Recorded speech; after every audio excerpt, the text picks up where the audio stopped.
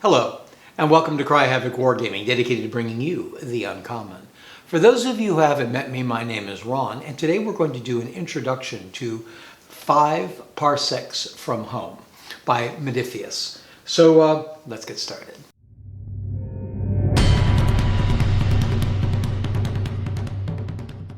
I'm considering running a campaign of 5 Parsecs From Home and maybe showing it here, at least as long as it keeps my interest, maybe one episode a month or something. I'm only holding off right now because I'm still waiting for a few of the things I need to get started, like my whole crew. But for those of you who aren't familiar with 5 Parsecs From Home, and it is getting a bit of buzz in the on the YouTube world, at least right now. It is a solo campaign game. It's kind of along the lines of Frostgrave or Stargrave, with the exception that it leans a whole lot more towards the campaign side than on the battle side. So the way the game works, you design a crew. I have done that here with the crew of the stalwart Weasel. A crew consists of usually about 6 figures or more. You can determine the numbers you want to use, though. You can base your game around 4, 5, or 6 main characters, and that's going to affect the amount of opponents that you have in an actual game. You roll up their various stats, pretty similar to any of these games that are out there from that start. You roll up for what sort of ship you have, and then you're ready to play the campaign. The campaign aspects are where the game really shines, in my opinion. A campaign, I'm not going to use my little cheat sheet here to remind myself as we go through. But when you go through a campaign turn, each phase of the game consists of these campaign turns. And so a campaign turn would start with doing upkeep and ship repairs. You're responsible for paying for your crew and for doing any repairs on the ship that may be necessary. You can keep track of who's in sickbay from previous fights. You can then assign your crew to various tasks, as many as 2 on each of these tasks. And those things include finding a patron. Patrons are who help you get the more lucrative jobs. Training to help raise your stats for your various characters.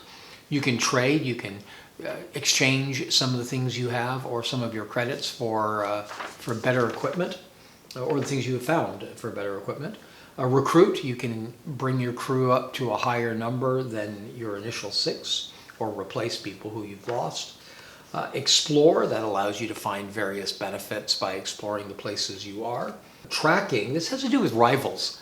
One of the things that happens in the game is you can end up with beginning patrons or rivals, or you can gain patrons or rivals throughout the game.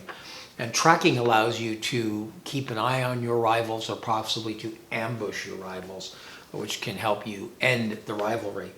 Repairing your kit, that's repairing actual stuff you have that's either been damaged through fighting or that was damaged when you found it.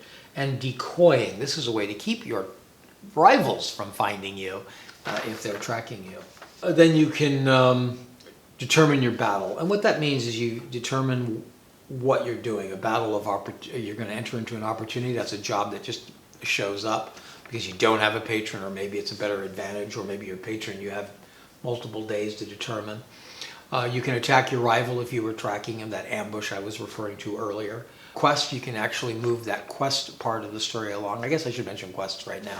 Quests are not well defined in the game the way some of these other things like patrons and rivals are. In my particular case, when I rolled up my captain, it's Zane Barbosa, and I rolled up that she is an orphan, seeks revenge, and a soldier. So what I've done is I've imagined that her family had been killed when I rolled up her. She has a rivalry. She began the game with a rivalry, and those are the Black Dragon mercenaries. I put those things together to decide that her family were killed, her parents were killed by these mercenaries, and she's seeking revenge. So I'm going to use the quests rules to try to take her further along that storyline. But that's stuff that I've had to come up with entirely on my own, because the quests really just aren't that explained. But certain times rumors can lead to quest rumors and take your quest points further on. And then last, the patron job, and those are the jobs that your patrons, that you may, if you have patrons or you find patrons, that they offer. Then you go to the battle itself. The game determines, or there's rules in the book for determining how you will set up that battle to find out who your opponents will be, what sort of people they are, what their numbers are. Usually their numbers are going to be based on a die roll, based on your crew size. And by that I don't mean your actual crew size or even the crew that's available to you, but by a determination you make at the beginning of the campaign for how many figures it's built around. So like I mentioned, the default is 6. So in that case you roll 2d6 and you choose the highest number. Then certain creatures have modifiers where it increases the number they may bring. And these basic rolls will tell you what the goal of that fight is, who your enemy are. The AI varies for the type of enemy they are, and they're rated by aggressive, cautious, defensive, guardian, rampage, tactical, and beast. And the beasts are just animals which you could be fighting against. So that takes you to setting up your battle. You can actually play out the battle. That's pretty much a normal, rather simplistic war game situation you'd be familiar with any game. There's a sample of the process being done. There's random battle events that can happen occasionally to the turn just to spice up the flavor of those. And there is a little cheat sheet reminding you of the different steps involved. Now, then we go to post-battle. So every fight has a post-battle system. The enemy has a chance, unless it's an animal, there's a chance that they will become a rival and now be seeking revenge against you. So there's a possibility of that. That's part of the more narrative aspect that is forgotten in a lot of these other games, is that suddenly this random encounter could end up part of your ongoing storyline. If you successfully completed a patron mission for a new patron, they become a patron, unless it was a one-time contract, which can happen. You can check if you've progressed at all on your quest, if it was a quest fight you were doing. You search for things you find on the battlefield. You get paid, of course. You can check for invasion. Certain of the enemies will have an invasion threat. An invasion means that they were sort of the beginning or the scouts of an attempt to actually invade and take over the planet you're on. So it's possible for the planet you're on to fall and for you to either have to escape that invasion or later fight an invasion battle. Invasion battles are rough. Besides, you have to remain there for at least 6 full turns of a game. It's not for any benefit. You don't get money. So those are negative things. And then you can't go back to that planet. That planet is lost for your availability. You gather loot, determine injuries. That's the long-term effect from any losses in the game. That's pretty typical for any of these games. Gain experience, pretty typical. Your advanced training, I guess, increasing your stats and skills. Then you can purchase goods. You roll for any random campaign events, specific character events for non-bots, and if there is a galactic war going on, an invasion, to see how that war continues. So I don't know if you got that from that list. It's just sort of describing things and reading things off to you. But there's a lot more depth to these campaign features. And at least half of this game is its campaign. And as a fighting system alone, I think it kind of loses a lot of its point.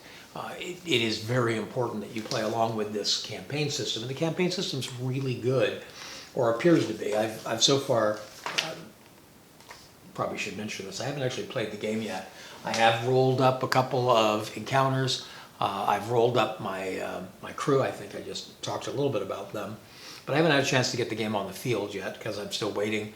I don't have a lot of science fiction terrain, and I don't have a lot of science fiction figures.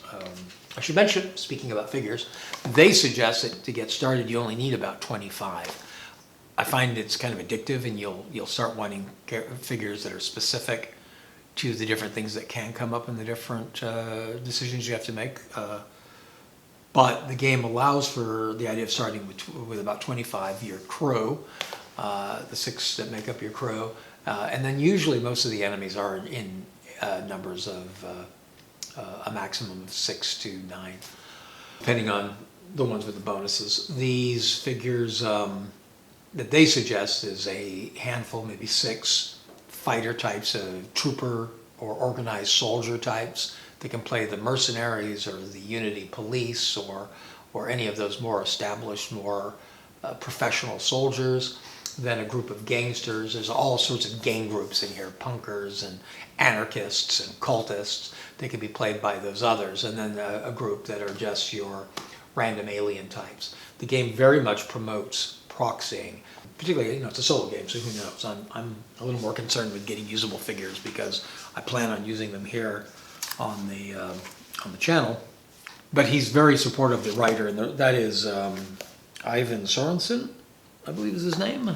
No, wouldn't you know it? I can't find it. Yeah, Ivan Sorensen. He's very supportive on using proxies. The game is built around the idea of a figure agnostic, so you can use whatever you want for the game. He's very happy to have you change parts of the background or all of the background to fit your figures, your terrain, and your interests. I mean, this game, as it stands, this comes with a galaxy system, the Unity galaxy. I would argue that that's a very vague sort of world system, so it's very easy to work within it with what you have without any awkwardness. It's your typical large galaxy government that may be evil, or it may just appear evil because it's a corrupt, overwhelming bureaucracy. The game takes place mostly on the fringe of that bureaucracy, very much, again, involving those peoples that are outside of the law or outside of that control.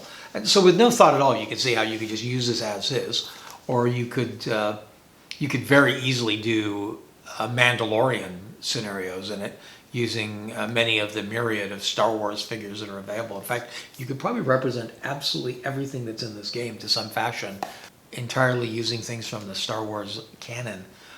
So that's kind of neat. You'd have to change the storyline a little bit, but not in a major way. It very much has a very Firefly feel.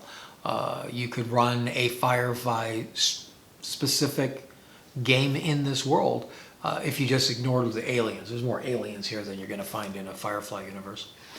So very adjustable for what you want to do, the feel you want to have. Some people are using the Galaxy just out of the book. That's probably what I'll be doing. But a lot of people have also taken it to change to what they already have or what their interests already are. I mentioned races. There's a number of races available. Most of them are available either as character classes or as enemy or both. They're pretty much obvious. There's basic humans. There's robots. The primary aliens, or the common aliens, are engineers. These are frail humanoids, familiar with the use of technology and a great interest in technology. There's the Kirin. These are a warlike race, probably the easiest way to explain them. They're very clearly based on things like the Klingons in Star Trek. The Solus are a robot species, sort of genetic robot species, with a hive mind that work towards their own ends. Precursors, this is a common idea in science fiction of a superior, older race. I'm going to be using space elves for that. There's ferals. These are animal-headed humans. They're genetically altered. They suggest that the majority of them are wolves. That's a bit of a challenge. There's only so many wolf-headed science fiction figures out there. But it also mentions they can be many other types of animals. There's a lot of various cat forms that are out there. The Swifts are a little more awkward. They seem to be based on a race out of Traveler. And these are, they're described here as diminutive winged lizard people, receiving the nickname Swift due to their erratic, jerky motions. I'm using a set of figures that I found from Karazhan that are pretty much exactly that. They're probably made to be the Traveler race. Beyond that, there's Converted, which seem kind of like the Borg. They're a dominating race taking over and converting people to cyborgs. The Unity agents, these are agents working for the government. A number of mysterious, more unusual character types that can come up. And you can either design your crew by what you want to play, or you can decide to play all humans, or you can roll their starts. That's what I did. I rolled up randomly, and I got a crew consisting of, I have 3 humans, a bot, a Kirin, and then a Unity agent. And the Unity agent is still a human, but the charts also include for motivations for the various characters, something about their class and their birth, their starting equipment, and so you can use these things to start building together and giving their character. There's examples of that and how to play how to create a basic group. Then in the book you have the main rules. Then you go from that. The artwork in this book and the layout of this book is just phenomenal. Very professional. It keeps the science fiction theme alive in the book. So you can see some of the charts there and how they're designed. It's really, really nice look to it. This is I think, 3rd edition. The previous ones were Wargaming Vault, print-on-demand PDFs. So, okay, so then there's the campaign section. Kind of described how campaign works earlier. Right in the book, there's also decisions you can make regarding victory conditions.